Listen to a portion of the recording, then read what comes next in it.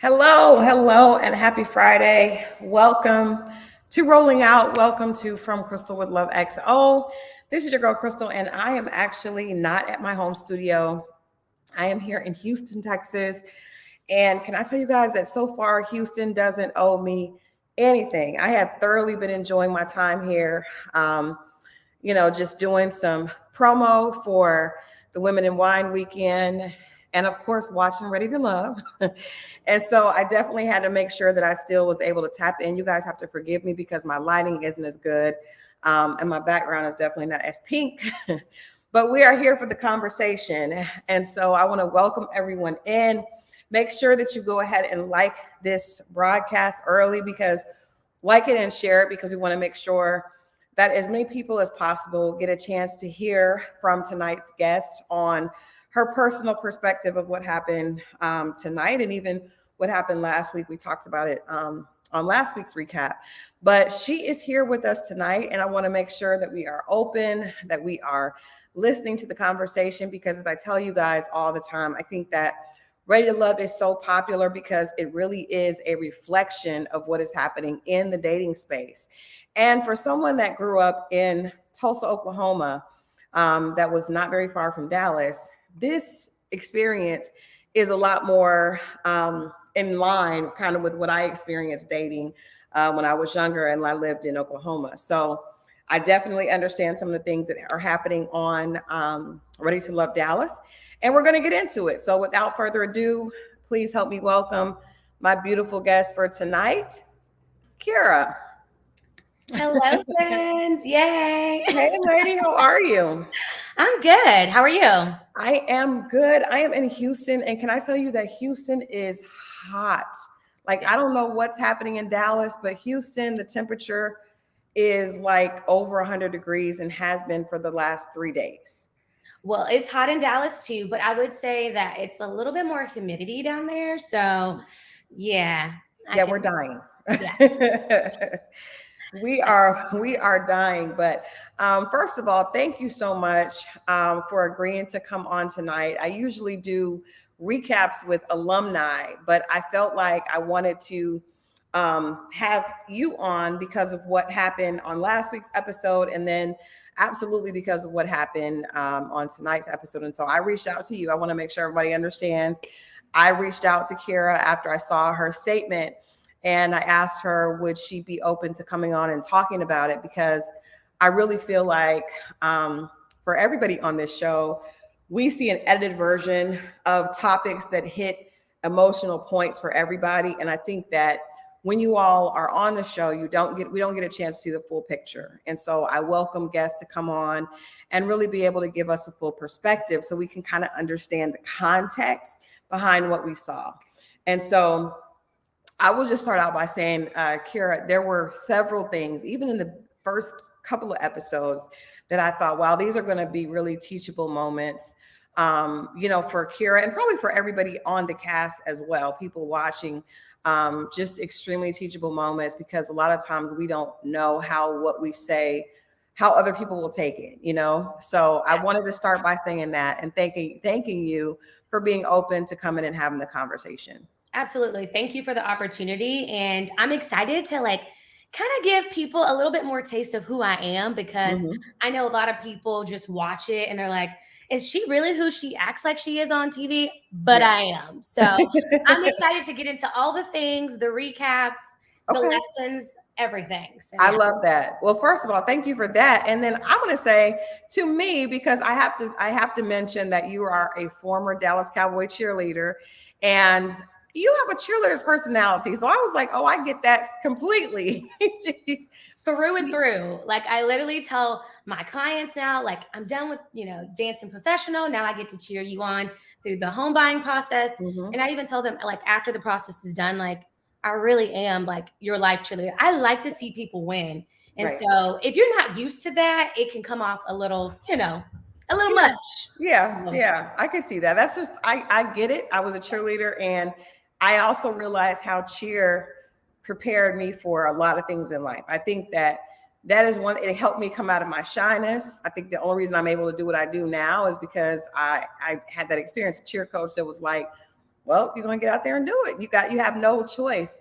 And really you are like the face. Cheerleaders kind of set the PR for the school, for the team. So I totally get that. I do want to ask you, like, for Ready to Love, obviously you were on a huge platform, being a Dallas Cowboy cheerleader. I think that's probably like the biggest cheerleader. Like, that's the aspiration of all, right? That's the biggest level, the highest level of cheer. So what has been going on in your life since then? When was the last time that you were with the Dallas Cowboys, and what happened to make you open to do this opportunity?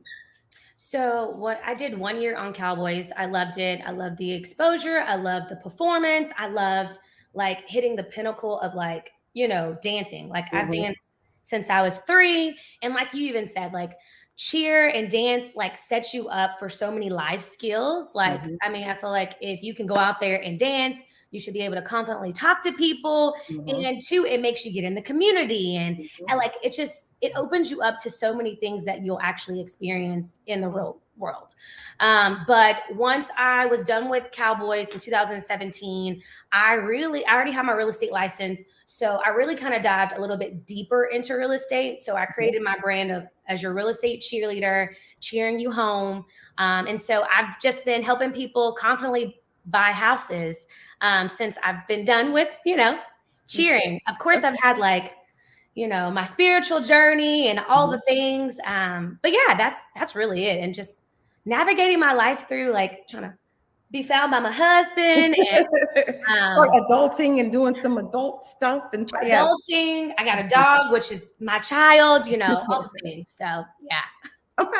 So this is a normal question I ask everybody that comes on this show. What was going on in your dating life prior? And I don't know if you watched the show before and you came on the show with expectations, but I'm always curious to know what was happening in a person's dating life to make them, be in a position to be able to either put everything on pause, or maybe there really wasn't anything going on, for them to be able to do the show. So where were you at when you signed up for Ready to Love?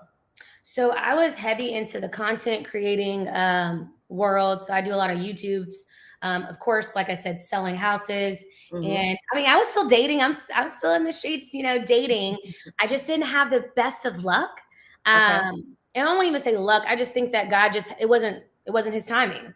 Right. And so basically when they called, because they called and recruited me to do an application. So I didn't go seeking after Ready to Love. Ready to Love came seeking after me. And so they were like, I think you'd be great for this. And now, like, hindsight, I'm like, maybe they recruited me because they saw a narrative that was very easy to paint, Right. And so when they recruited me, I was like, okay, let me look into it first, because I don't just commit to things that I'm not, 100%, for. Sorry, this toy for my dog. And so I did a little bit of research. Also, they told me you have to be 30 to, to be on the show. And I was like, oh, I'm 29. Okay. So I really don't know if that is something for me. And they were like, well, when do you turn 30? And I was like, oh, I turned 30 in January. They were like, bet, we don't start filming until February or March. And I was like, okay.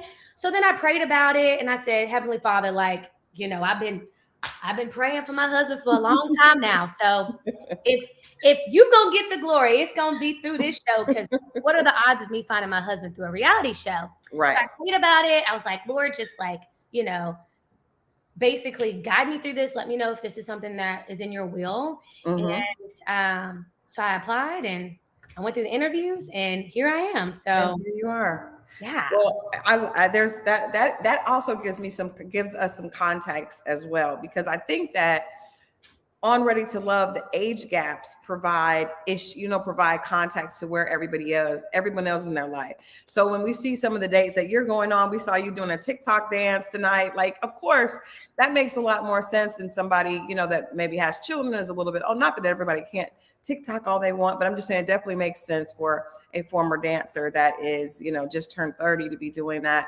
just in a different place. Did you feel like the men on the show were a good fit for you age-wise? That's a great question. age-wise, I've dated older. Okay, how much older, Keyra? I've dated older. I dabbled a little bit in the sugar daddy thing, and I was like, that's not for me. Okay. All right. Just being honest, like Yeah. I think we all kind of go through like oh my gosh, should I date an older man? But it just wasn't for me. I was like, oh my gosh, I feel like I'm trying to talk to men my dad's age, and that's gross. Yeah. So the age thing didn't really bother me. It was more of like, do these men have purpose? Do they know where they're going? Can they lead me somewhere? Because the younger men are still trying to figure out themselves. So if these men are older, I'm just hoping that they actually know and have a plan for their life, or have asked God to give them a vision. Right. And so what I realized on the show is, in my opinion, it wasn't an even playing field, because there was 10 men, 10 women. Okay. 7 of the men had kids, 5 of the women had kids. I just felt like that was already not even really ideal. And then also a lot of the men, like there was like it was Habibi and Q and Chris, who were more in the lower 30s. And then the rest of them were older, had been married. So I don't know. I just felt like if they recruited me and asked me to come on the show, I would have hoped they were getting the cream of the crops. And someone who, would be more of like an equally yoked situation with your situation. That, I mean, I guess it's, everyone dates different. But and that's real. I think, at your age, you should be figuring out what you want. You should be experimenting and trying to figure out what works for you. What were some of the things, before we get into all the things that have happened this season, because not just you, everybody, I mean, it's been a lot happening, a lot of things happening outside of people falling in love. I don't think that anybody really has seen a lot of connection, but we have seen a lot of issues with the women getting along. We've seen a lot of like going back and forth with different people. So there's a lot happening this season. But what were some of the things that you think that you may need to have worked on during your dating experience, before the show? Like, what was something that you saw, okay, well, I may need to work on this, or I may need to be more intentional in this area? Or was there anything? So my biggest thing is I have to I'm intentional when I like you. Okay. Like, I mean, if there's 10 men and I wasn't really like vibing with you or had a connection, it was very hard to retain information. Okay. And I'm working too. So you said earlier, like you had to take a pause. Oh no, I was still working. Yeah. I still was helping people buy and sell houses. So I think that going into this journey, looking back, I wish I would have gone into it with a game plan of like, okay, girl, we have to write things down, because we're not going to be able to remember all these men's names, their ages, if they got kids, if they don't have kids, do they buy a house, and all that. Yeah. So I think that was one of my biggest struggles, is to retain the information. And I guess another thing, just like I needed to work on before going in here, is like, how open am I really? Okay. To like all possibilities. Like if you've been married, if you have kids, I mean, I'm open now. I think initially going into it, I really felt like if you recruited me and I told you guys what I wanted and then y'all don't have it, I'm like, what we doing here? Right. So I think that I wish I would have been a little bit like more open. Okay. That's fair. That is fair. Let me ask you this before we get into the Ready to Love. Last pre-question. You see you've dated different ages. Have you dated outside of your race before? So I get this question all the time. So when it comes to dating outside my race, I've gone on dates, and I will say dates with people outside my race, but I've never been exclusive with anyone outside my color. Because my best friend is white, and she always is like, Keyra, I don't know why people think you like white men. I'm like, I know, because I'm gonna have a fully black baby, just like you're gonna have a fully white baby. Like, I love you, sister. Like, so no, I have not exclusively dated outside my race, but I have like gone on dates. Okay. That's a fair question, considering because when you brought up the statement early on that, most of your friends are white, I think, and I could totally understand that, going to University of Oklahoma where there were 500 blacks and 23,000 whites. I understand those type of spaces.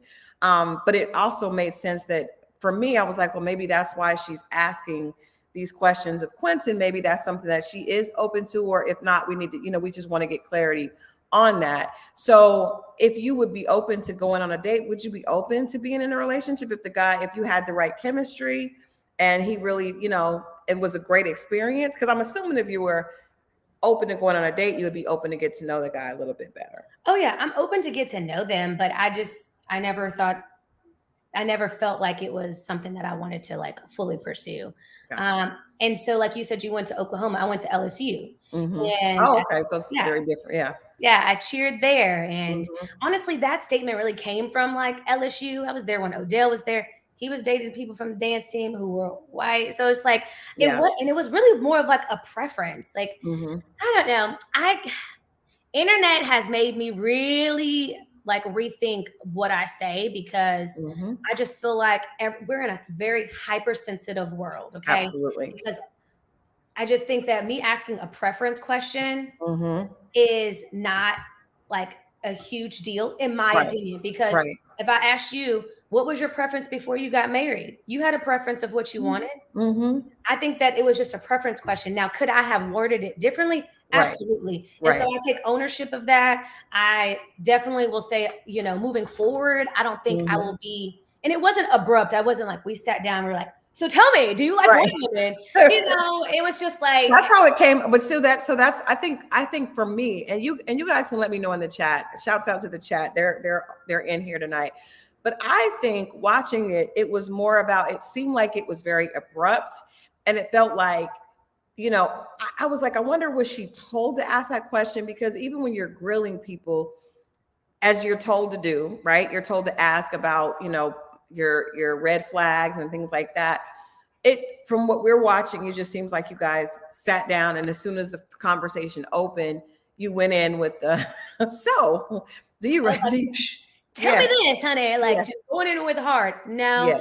So I'm really direct, and I'm not really shy. So when I mentioned it in the ladies' lounge and I had other people agree, I felt like, why am I doing him a disservice? Why am I assuming? Because I'm not an assuming type of woman. So I said, let me ask him. But we sat down, we talked about the workout thing. Like, he even said like, oh, I know that they don't work out. I'm like, I work out. Yeah. So we sat there, we talked, and then I asked the question, and then but of course, editing, and when it comes to editing too, you got to realize editing is when they take an original statement and chop it up to bring it out into a completely different context. And I think that that's kind of what has been happening for me, and it's unfortunate, but yeah, it wasn't abrupt. We sat down, we talked for a bit, and then I got into it. So did you notice that because in his confessional, he did seem like it rubbed him the wrong way? Did you pick up on that energy when you guys were there? Could you tell that he was a little offended by the question? To be honest with you, Quentin seemed like he already knew I was going to ask a question to that extent, because being on a dating show, and you have interviewed so many celebrities that have been on reality TV, there's a lot of alliances, there's a lot of group texts. When I said that in the ladies' lounge 2 weeks ago, he was already aware of it. Right.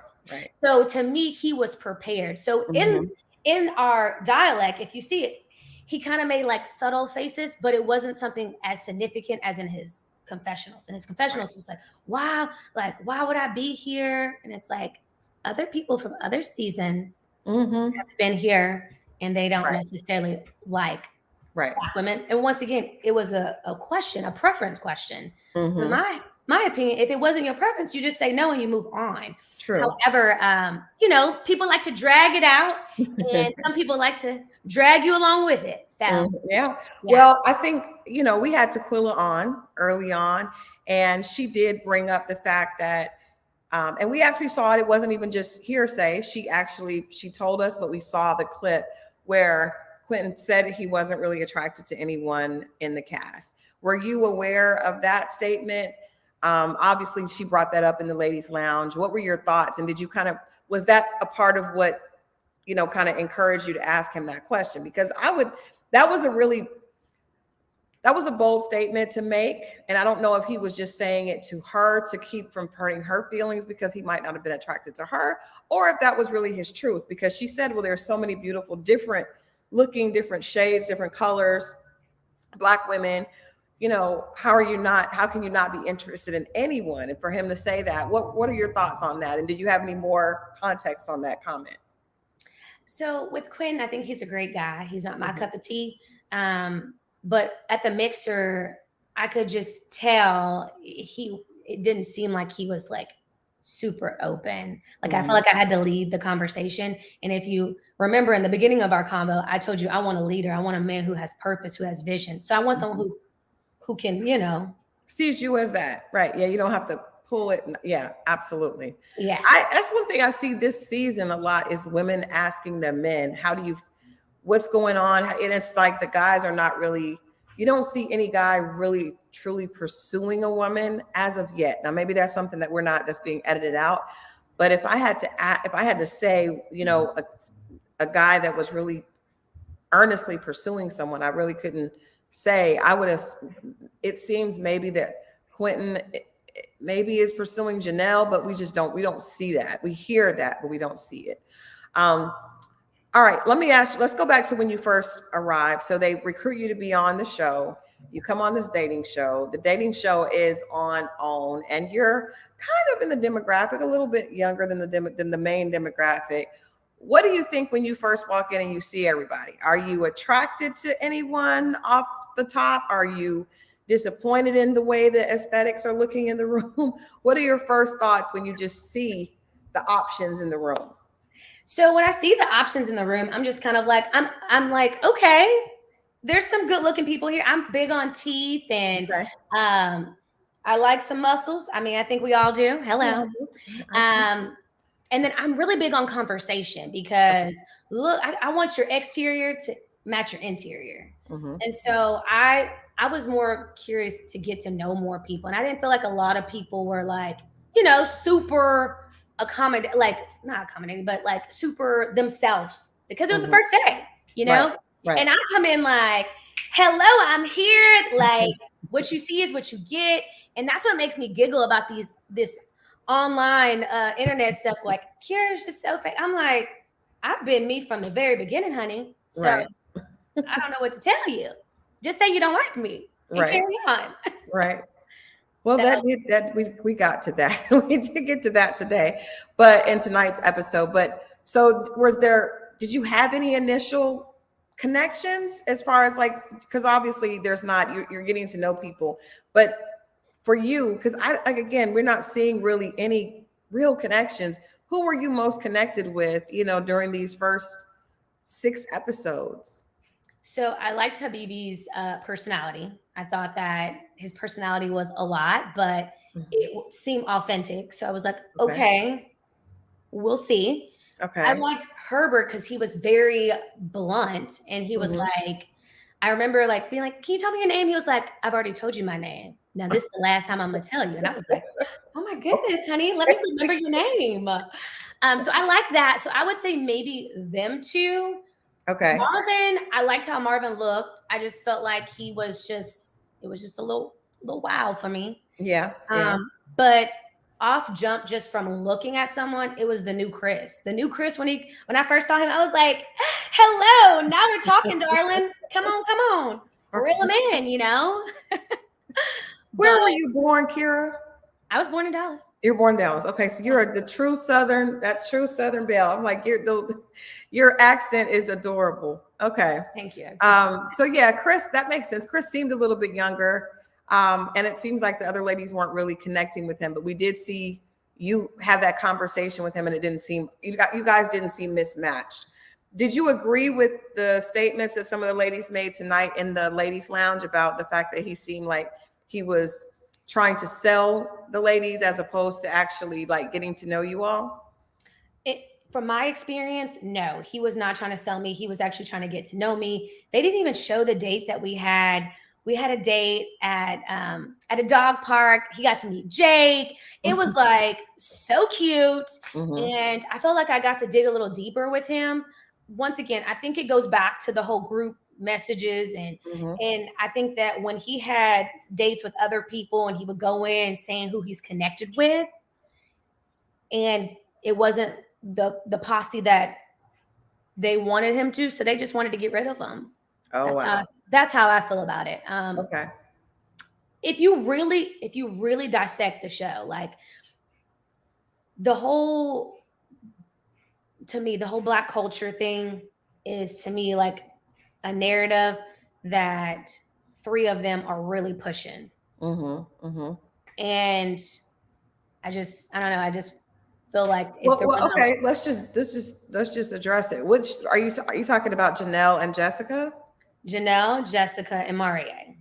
I think Marie. Okay. Yes. So I think that since Jessica was connected to Marie, when he felt like I didn't have Black culture and he saw how distasteful I felt about it, I feel like he had a conversation with Jessica, and Jessica and Janelle are friends. So we're going to ride this wheel off and push this in her face because we know that she does not like this, or really hasn't really had to explain her Blackness before. Like, I guess I'm confused about what that meant, because he mentioned that he's very he's very much, I guess, an activist and very involved in the culture, and I think that's admirable. But what was the contention? Because it just seemed, why do you think he asked you about that? Where did that come from that we're missing? Because it just seemed very out of the blue for him to say. I don't think that, we saw him talk about that in the men's lounge last week, that he didn't feel like you were would be able to really support a man that was connected to his community and his culture. And I just, where do you think that statement came from? I think it comes from how everyone prejudges me. It comes from me just opening my mouth. I mean, if I just think about it from my upbringing and just like all the same thing I get over and over, like literally this past weekend, I was at STK sitting at the bar until my friend got there for her birthday. And then there's these two Black women who are sitting right beside me. They start talking about God. And I'm like, okay, girl, like, let me jump in. Y'all talking about God. And she was like, wait, girl, where are you from? And so I just think that I think that people judge me quickly, way quicker before you even get to know me. And I think that that's just kind of where his prejudgment came from, was like, okay, like, is she woke enough? I don't know. Is she Black enough, really? That's unfortunate. And I think, this show always brings up areas of healing that we still need to do as a community. Colorism every season is an issue, right? Every single season. And I don't think it's because it's not an issue. I think that the fact that it comes up every issue proves that it is an issue. But the idea of someone not being Black enough is really unfortunate that we're still thinking that way. But I do have to ask you, Keyra, because you made a couple of statements that definitely had social media questioning. So I want to ask you for the context, right? You mentioned that you were probably the closest thing to white in the cat when they were saying, when Tequila brought up the fact that Quentin wasn't attracted to anyone. That's why would you say that statement at that time? I'm glad that you asked, because I mean, even in the shot there, it told you. I said not look wise, personality wise. And when I say that is because when I open my mouth, I'm proper. I'm extra bubbly. It comes from like the cheerleader vibes. And so it wasn't saying that like I think I'm white. It's just like I'm a product of my environment. Does that make sense? So if I grow up in a school where there's 85% white people, and then my whole life I'm told I act white, I think I was like, looking back, I think I was really trying to beat people to the punch of like saying that I act white, I talk white, because I've heard it my whole life. So I think that's where it came from. But how it came out wasn't as tasteful as I would have liked it. Mm-hmm. And I'm big on taking ownership of that. I definitely think that I could have worded that better, or I could have just not said that at all. But if you think about it, everybody and their mama were thinking it. I just said it, but not in the best way. Right. Well, I think you said it as a result of what people have said to you, right? And that's what people are not taking into consideration. But I want to clear up just from my perspective, because I've heard that and that irritates me. I don't like when people say that, right? If they say, well, I have a couple of girlfriends that have said that, and we've had the conversation. I don't like that. But I think that the reason we need to have these conversations is because we need to understand there is no such thing as acting white. There's no such thing as, just because you're bubbly, you're a cheerleader, doesn't mean that you're acting white. Just because you're prissy doesn't mean that you're acting white. And I think that's the problem. That is the problem. The problem is we are not a monolith as Black women. And we need to stop, challenging each other's Blackness and instead accept the fact that we're all different. So I think that's the problem. And I think that's why a lot of people responded that way, because when you ask the question, when you said the statement like, well, I'm the closest thing to it, then it's almost like that's perpetuating the stereotype that when you are proper, you do seem more, closer to white. And that's not true. That's not true. But I will say this, Crystal, in the Black community, yes, it is. If you talk proper, there is no such thing as actually acting white. That is like, I don't know how you can act a color. Okay. I don't. Mm-hmm. But we have brainwashed. This is like a deep rooted issue. This isn't something that Keyra can come on here and tell her perspective, and then everybody is going to have a better perspective. Like, I think that we have been not brainwashed, but we have been taught that there's only a certain type of Black. Well, that too. Yeah. And so I don't know. It's really unfortunate. And when I watched it, it did seem as if I was like trying to seem like I was happy about it. I'm not excited that people think I act white. Okay. I was just saying I'm the closest thing to white here. And then they laughed and I'm like, what? Y'all all think it. Like, if you look at it, it wasn't like I was laughing like, oh my gosh, I'm I wasn't. Right. Well, I think if a person doesn't know that experience, it could come off to them that way, right? If you've never, when I watched it, I was like, I totally understand where she's coming from, but I also had an experience that was much like yours, coming from Oklahoma, very much like yours. But I also understand, and I think that, like I said, it's a teachable moment, because talking proper does not mean you're talking white. It doesn't. It just, everyone has a different vocal tone and all that. But so there were a few other statements that were made there. I like the comment that Ani said, a lot of Black people aren't used to different types of Black people. She shouldn't have said that she was close to white, though. But I think that that's just something that we should not do to each other, period, on either side.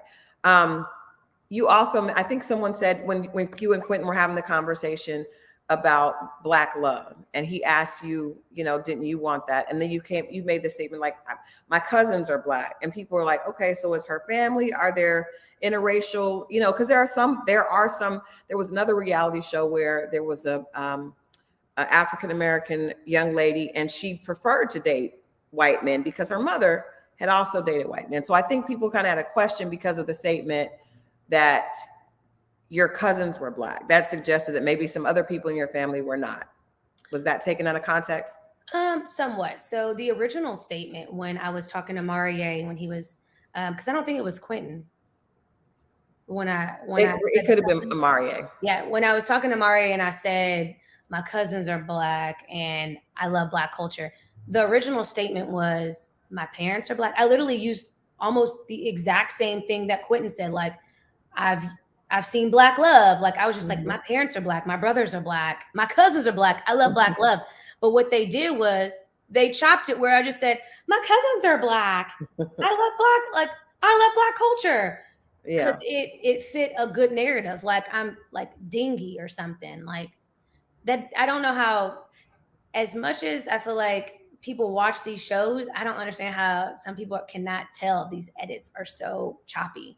Nobody don't. Viewers don't watch that way because it's almost like it's entertainment and it's fantasy. So the viewers are not thinking that it is edited. They're thinking that, I mean, they form very extreme opinions based on the edits that we see, which is why, like I said, I enjoy doing these shows. If you guys are just joining us, please come in and have a seat. We are talking with the beautiful Keyra from Ready to Love and just talking about some very difficult situations in our community. But I love the fact that we can have these conversations and we can do them in a way where everyone gets a chance to listen and share their perspective. I think it makes us grow when we can have these type of conversations. So I appreciate again your openness to be just coming on and being honest about this stuff.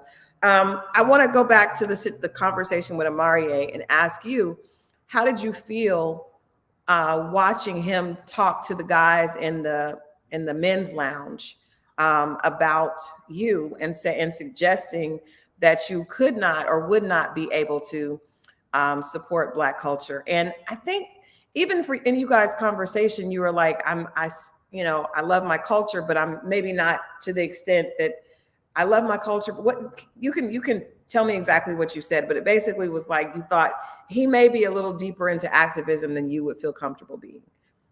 Let us know what you meant with that. So I'm big in my community too. I do a lot of events. I'm in my community. So when I think he wanted me to kind of do rallies with him. To be honest with you, I'm not quite sure, but it wasn't to the extent of what he felt enough Blackness from me.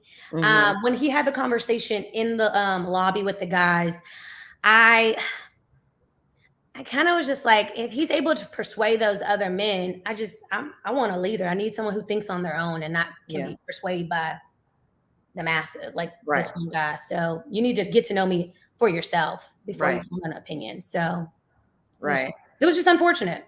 Yeah, I would think that would have been kind of hurtful because that's not necessarily about we don't match. It's like it's a statement that goes to the person's identity, which is a little bit more character, and that is probably the biggest thing that has hurt my feelings about this whole entire situation is that I feel like, I asked Quentin a preference question, like, hey, you look like, it doesn't mean you are. I'm willing to get to know you. Like, and he is like, oh no, you're not Black enough, and questioning my Blackness. To me, that is like acting like I don't know who I am and whose I am. So that's why I said what I said. Like, it's a character thing for me with him. I don't know if the character is there that I would want to be with. Best of luck to him in his love journey. And I have not, I'm not here to try to shame anybody. Everyone has their own journey, but with him, my journey and our journeys are not supposed to go together.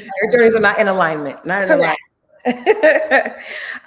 Okay, let's talk about the ladies, because like I said, we are not seeing connections, but there is some friction between the ladies, and even off camera, what we see happening on social media today. I reached out to you after I saw the statement that you made. And if you guys want to see that, you can go to Keyra's Instagram page, because she made she basically curated a statement, which as a publicist, I was like, okay, girl, you better write your own statement.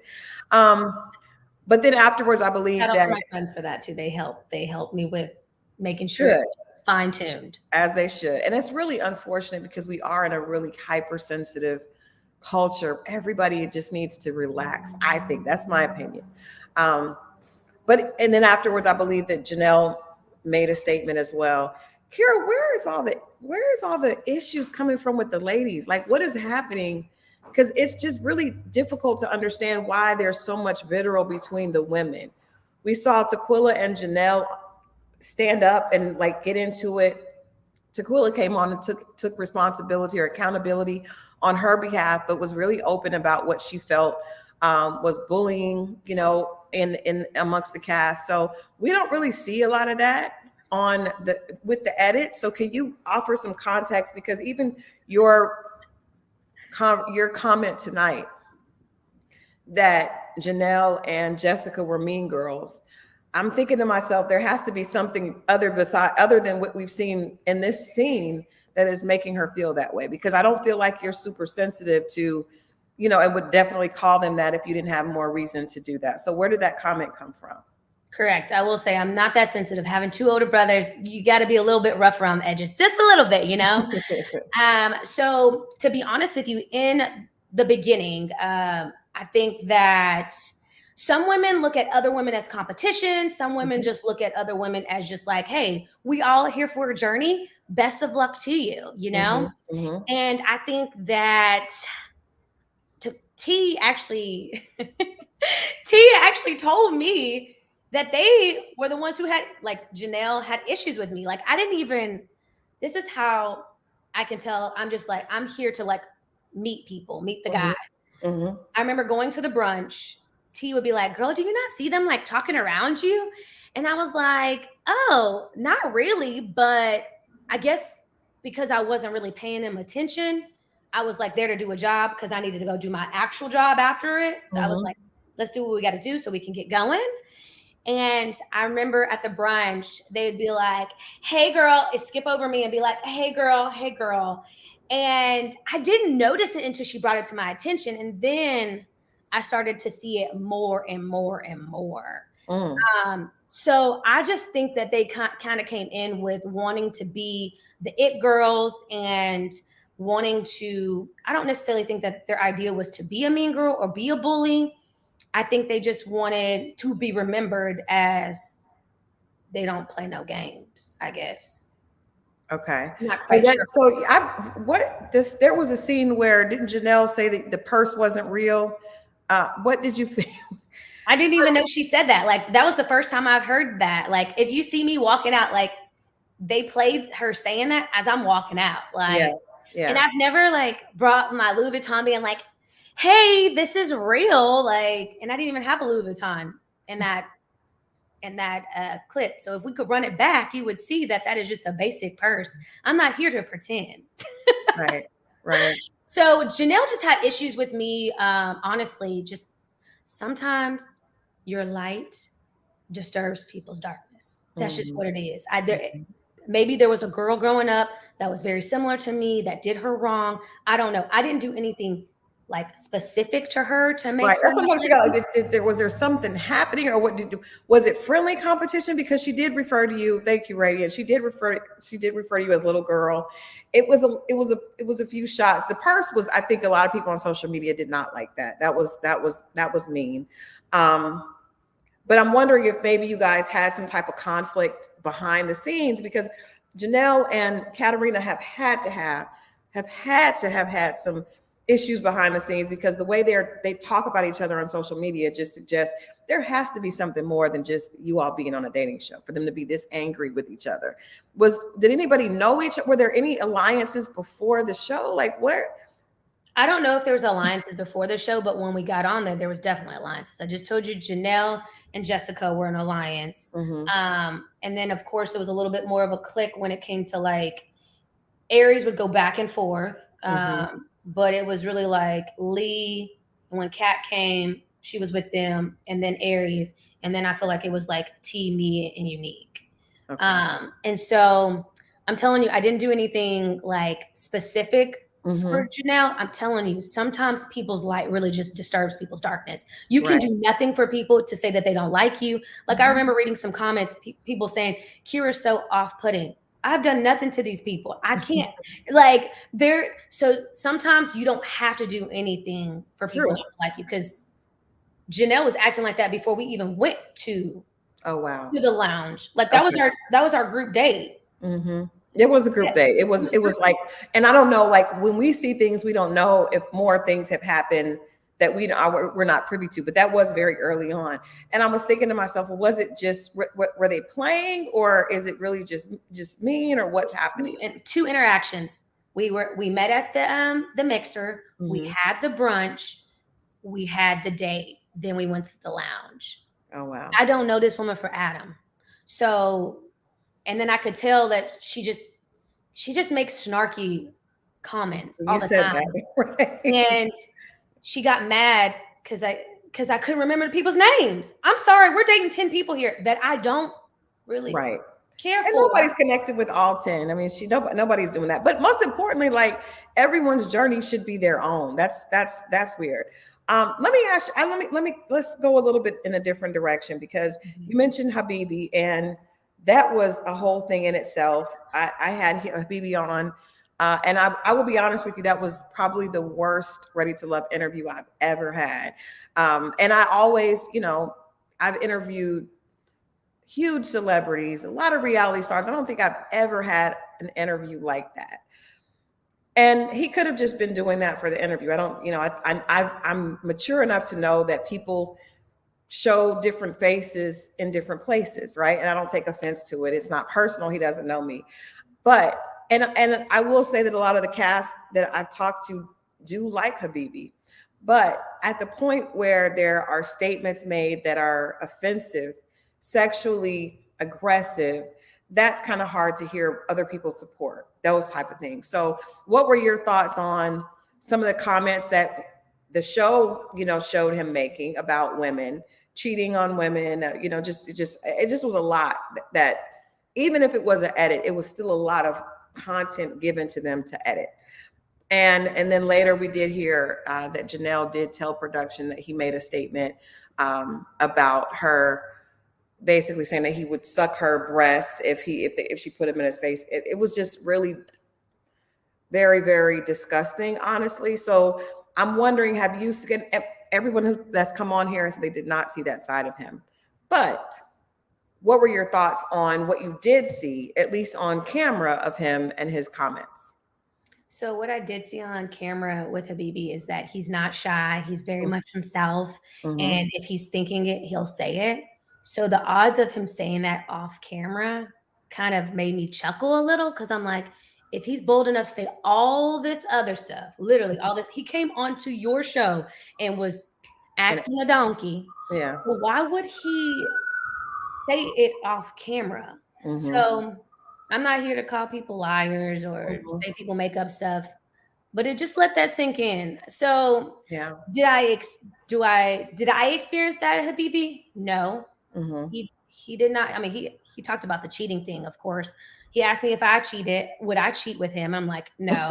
And he told me that he has cheated, and I'm like, okay. But there was no like crazy sexual like comments towards me. I got the intelligent side of Habibi. I got the one where he was showing me his like how smart he was, his history, the love for his family. And it's really unfortunate that he was not shown in that light. Right. All that he didn't show up in that light a little bit more. Yeah. And I don't know if they chose a narrative. I'm not privy to all of that.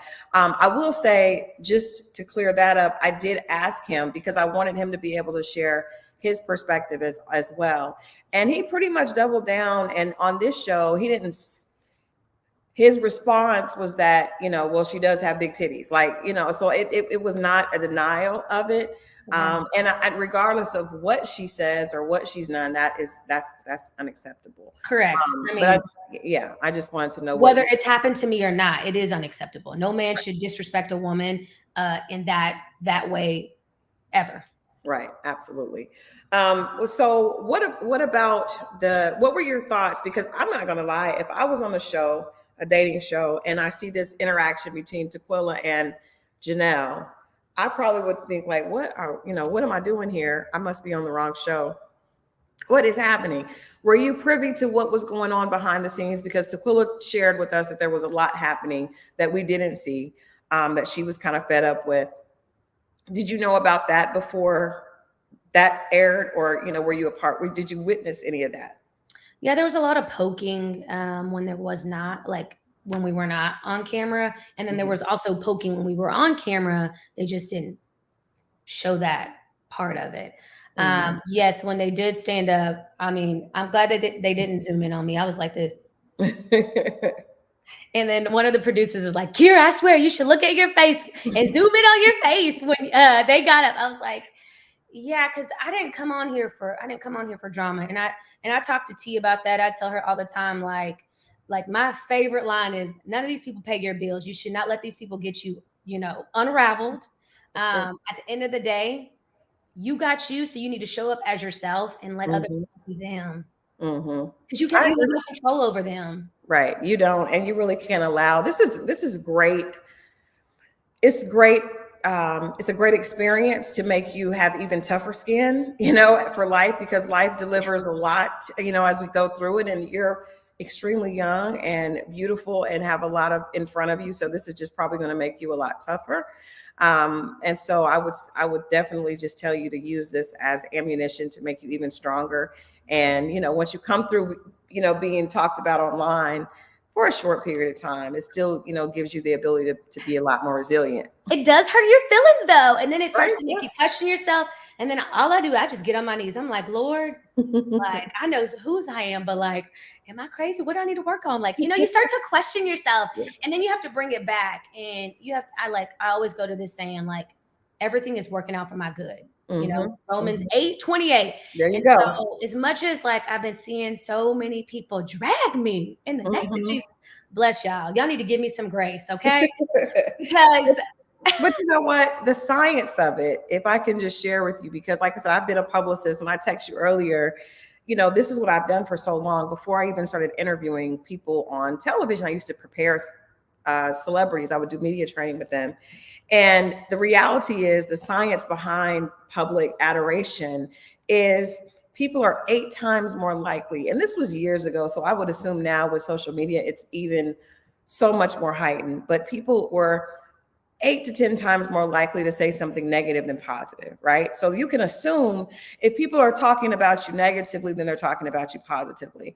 And I would tell clients, I know this is very difficult, but you cannot read the comments, because you really have to manage your own mental health. You have to manage your mental space. You have to guard your heart, as the Bible says, because within it are the well springs of life. So you really have to guard what you take in. So I would say, don't read everything. Sometimes it's not important, and I also would say to them that I have this video that I put out because I would media train people on a regular basis.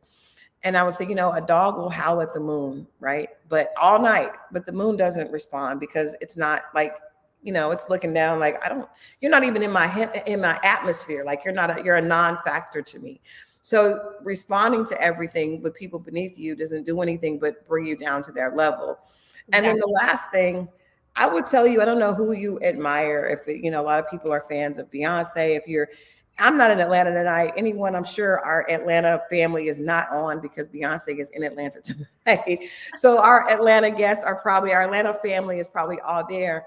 But if you look at Beyonce's comments, there are going to be a lot of great comments, but because she's so big, there are also going to be a lot of hateful comments. So if you're not ready to get hateful comments, you're really not ready to walk in God's purpose for your life, because you're always going to have attacks. So this just proves that you're getting attacked. So you have to know that. You have to know that anything that you're doing that is amazing, you're going to get people to say that's great.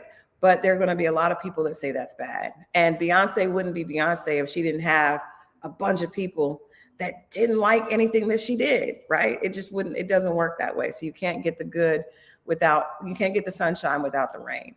And I think it's funny that you said that, because I put something on my social media the other day about, like, when you're walking in God's calling, you have to give up the whole hope of everyone liking you. You really do. And like my dance teachers used to say, if you ain't doing nothing, they talking about you. And if you're doing something, they talking about you. So give them something to talk about, honey. I said, okay, I can do that. That's so true. I want to ask you something else, because I love being able to, I'm relationships editor for Rolling Out. So I get a chance to have these conversations. And then on my channel, I talk about love and the fact that I believe, especially women of color, we deserve so much more than we realize. We deserve beautiful love stories that, that we can see that are real, right? So but what's interesting to me is that when you meet other people that, have a belief, right, and are consider themselves Christian, I would assume when you say that and you quote scriptures that your behavior, in some ways, none of us are perfect, but it should mimic that. So with you've called me a couple of scriptures, so I'm assuming that you're a believer as well. Absolutely. And I'm wondering, when you're making decisions on how to respond and how to interact with people, how does that play into the way you carry yourself? I make sure my feet match my mouth, or my mouth matches my feet. Mm-hmm. I give people grace because I know how it feels, and I know that we all make mistakes. Mm-hmm. But I'm also not naive to know that, you know, a mistake is a one-time, maybe two-time thing. Mm-hmm. After that, honey, this is a routine, a pattern. I'm good with that. Thank you. No thanks. And once again, I'm not perfect. I will say, like, I like to have a good time, but Mm-hmm. also in the Bible, it talks about having a good time in private. And so I have a good time in the select few. Sometimes it's in too much of a public place, but most of the time it's very selected few. So yeah, I do believe that my mouth does match my walk. You can look on my social media platforms, and this isn't just like, look at my social media platforms. These are all the highlights. I really show up for who I am all day, every day. Just how I'm talking to you is exactly who you heard on that show. It is. It absolutely is. But I would just, for me, like I told you, I would assume if you were a Dallas Cowboy cheerleader, you got to be extremely cheerful and extremely, and a lot of times who we are is really in alignment with what we've done. So you are exactly who we saw on the show, but I assumed you would have had to been in order to get to that level of success in that area. Moving forward, I would love to know, what does Keyra want? What do you want for your love story? What characteristics are important to you moving forward, and even taking this experience into account, as you make yourself open for the man that God will send to you? Let's manifest right now in the name of Jesus. Okay. Absolutely. We're gonna touch and agree. Touch and agree. Hello. So I want a purpose partner. I want someone who knows what God has, like what the calling is for them on this earth. And I want us to get together and build together. If he's already got some stuff built, that's great too now, honey. I can help. We can keep building. I want someone who has good character. I want someone who's God-fearing. I kind of say that the top 5 things, okay? My mom's like, well, Keyra, some things you're not going to get. You're not going to check all the boxes. Yeah. But we can check most of them, We can, but I do think that's a good point. I have a book titled Dear Alpha Female, It's Not Him, It's You. And I tell women, if you have 10, we need to pull those down to 5. Oh, mine are 5. If you have 5, so what were your 5 again? So you got to be it's the 5 F's. God-fearing. Okay. You got to be financially sound. You have to be fit. You also have to be family-oriented. I want someone who loves, their family. And somebody who's gonna freak me down. Now I want to stay. Now I don't want to go. I'm not mad at that. That's a reasonable list. Do you have any boundaries as far as what you're attracted to? Because a lot of us, we say that, and we also have some physical requirements and some height requirements and some muscle tone requirements and skin tone requirements. So what are your physical? What do you look for? What's your type physically? Physically, I just want someone who looks like they're healthy and also walks that with what they take in their body and what they listen to. Yeah. I'm really big on personal growth. Like, so if you're not like physically fit, personal growth as in like you aspire to, and I can help you get there, baby. Right. Like, we can do it together. We can grow together. But I'm a motivator. On the road. Now I'm not messy, but I'm going to ask a question because this was just an awkward moment. And Kimberly, you're making me do this. Kimberly Review says, fit like in Amarie, or is it more specific? Because when you asked him that question, I think a lot of people were wondering. I know. And his answer. They've been painting me so great on here. When he said that, I think I made because we're improving. We're supposed to be trying to make each other laugh. So when he said that, I just did something that I knew people were going to laugh. Right. Are you fit? Right. And that was it. And so I already didn't feel comfortable doing all that improv in that little one moment. Yeah. God, Lee, they didn't drag me off the one moment I had. Lord Jesus. But I mean, I would say everyone has a different picture of what healthy and in shape looks like. And for some of the people on social media, that was not necessarily the picture of what that looked like. Correct. So I think that I don't even think that you were in improv, I think you were just asking because he led with that. So I felt like it was a honest question. And I'm just saying that there's a, everyone has a different idea of what fit looks like. I like the stomach to be a little, I don't want to, I want to wrap my hands around you. Yes. I don't really like softness. I need some firmness. Yes. I always say, if you like what you're looking at, I want to like what I'm looking at. That's fair. So That's just, fair. keep it right and tight, honey, and we'll all be happy. I think that that's fair because I think women, now I think we have to be reasonable, but I do think that men, I always tell women on the show, I don't think that men will be interested at all in dating someone that they're not 100% attracted to. Now, she may not, have to be like perfectly fine, which doesn't exist. But I think men are very clear on the fact that they want to be physically attracted to their partner. And I think it's fine for women to be as well. We shouldn't have to hold our breath or hold our anything like that. You don't have to close your eyes when you no, you don't want to close your eyes. You want to enjoy the fullness of what intimacy is and be attracted to it as well. So yes, amen. All right, moving forward, Keyra, what are you going to do different now? You've had this experience. You've had a lot more exposure. I'm sure there are going to be, a lot of people that are coming into your DMs or trying to meet you after seeing you on the show. What are you going to do differently in your dating journey moving forward from Ready to Love? I'm going to take the things that Uncle Tommy, told us. I'm going to talk about fears up front. Well, not up front, getting to know them and talk about fears, non-negotiables. I'm going to ask more questions. I already feel like I ask a lot of questions, but and then when I know that it's not a good fit, I'm not going to waste time. I'm going to say, this was great knowing you, but I want you to go find your person, just like I want to be found by mine. So that's what I'm going to do. Just going to be a little bit more intentional, but I'm going to remember what they're saying so I can be intentional because I'm not going to date people I don't like. So. As you should not. That makes no sense. That makes no sense. That makes no sense. Well, again, I thank you so much for coming on and being so open with us and sharing your journey. We would love to definitely have you come back after the reunion. We can talk a little bit more after we see what happens on the rest of your journey.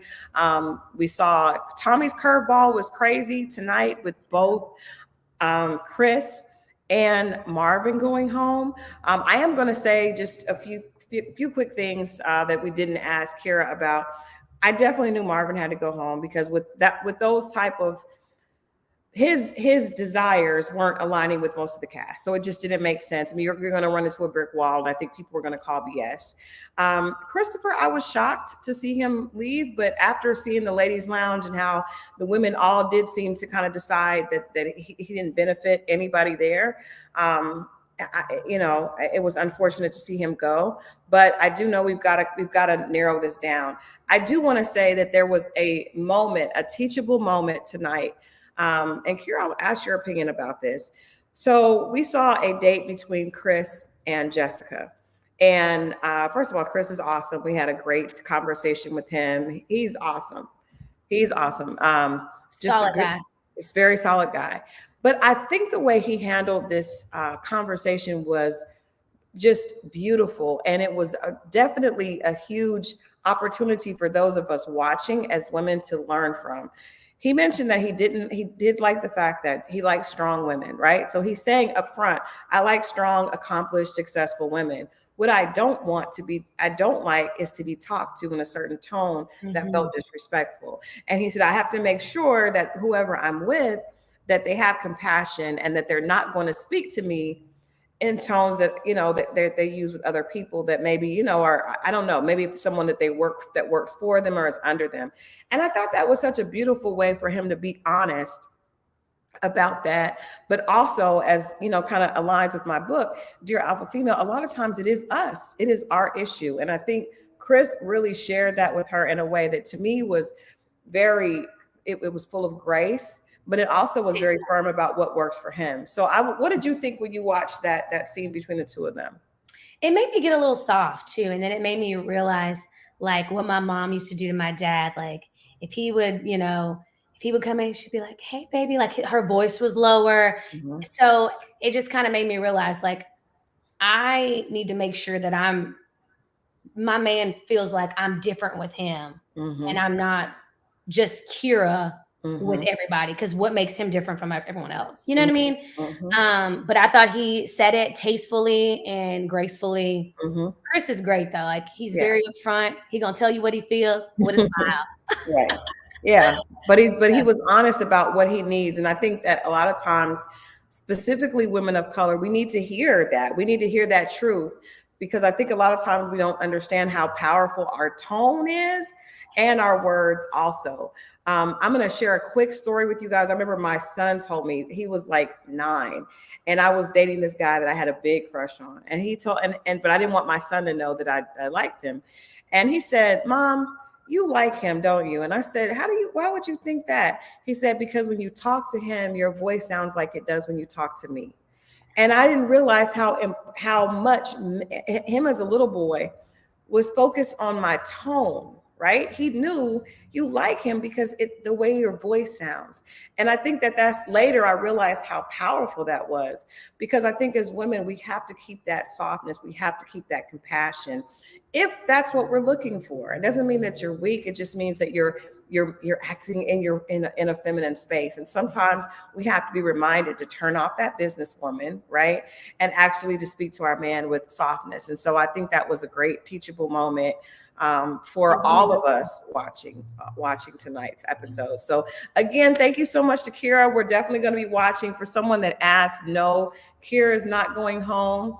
I asked her to come on because of the statement that she put out earlier today, and I wanted her to be able to come and speak to the statements that were made, and for her to be able to add some context to them. I think that situations like this can be hurtful for our community. So I think it was important for her to be able to come in and share her side of it. And I think one of the most powerful things that you said tonight, Keyra, was that you said something to everyone else that you've constantly been told, for most of your life. So that was speaking from a painful place for her. So I think people need to understand that there's two sides to every story. And hopefully tonight, those of you that watched, you will share this. You guys better like and share this this conversation so more people can hear it and understand, where she was coming from. But Keyra, we wish you much success. We look forward to having you come back and share your love story with us. And of course, to watching you next Friday for more Ready to Love. Thank you so much. All right. Have a good night. You too. Bye-bye. Bye. All right. Well, thank you guys so much for hanging out with me on Friday night here in Houston, and for giving me grace with this backdrop that I had tonight. I really think tonight's episode was important, specifically that scene, like I said, with Jessica and Chris. And I'm definitely going to do another segment with Dear Alpha Female on that, because I think that we have to be aware. We have to be mindful of how we're talking to people, especially when they haven't even fallen in love with you yet, girl. They're just trying to get to know you. You got to show up on the right foot for those types of things. So I hope everyone was paying attention to that. And I hope you all were actually able to hear Keyra. But I look forward to seeing your comments in the chat. Please make sure you do not click off this broadcast without liking it. Please, please, please make sure that you do not click off. We've had a great group of people in the chat tonight. Don't leave without liking the post. If you're in Houston, I look forward to seeing you at the Women in Wine weekend. I will be at the Norris Conference Center here in Houston tomorrow. The Dear Alpha Female panel is from 3 to 5. We're going to have Simone from Ready to Love Houston. We're going to have Randall from Ready to Love Miami, and a couple of reality dating coaches, and of course myself. We're going to have a great time. So if you're in Houston, come hang out. If not, I will see you guys back here on Monday for another Ready to Love recap with another guest. You all have a beautiful weekend. I love you for watching. And like I said, please don't leave until you like this broadcast. Okay? Have a great night.